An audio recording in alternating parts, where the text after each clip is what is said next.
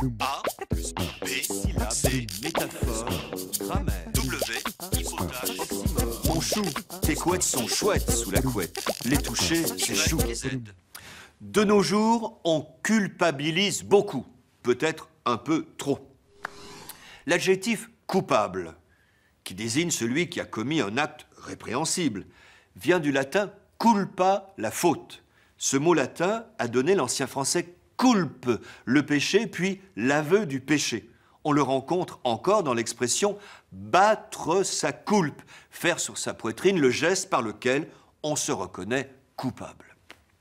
À partir des années 1950 et sous l'influence de la psychanalyse, le vocabulaire de la culpabilité s'est développé. Par exemple, ce qui vous culpabilise fait naître en vous un sentiment de culpabilité. Le mot est entré dans la langue courante.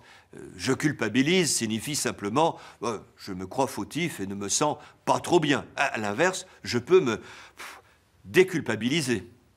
En dehors de la psychologie, coupable rentre dans un autre vocabulaire, celui de la justice. Inculper quelqu'un, c'est l'accuser d'un délit ou d'un crime, le placer sous inculpation. Le droit a longtemps distingué l'inculpé, que l'on croit coupable mais qui n'a pas reçu de mandat d'arrêt, et l'accusé qui a été déféré devant la cour. Mais cet inculpé que l'on croit coupable bénéficie légalement d'une présomption d'innocence.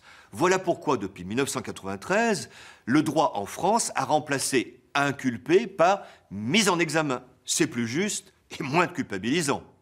A plus B, syllabe, C, métaphore, grammaire, W, hypothèse, Oxymore. Y et Z.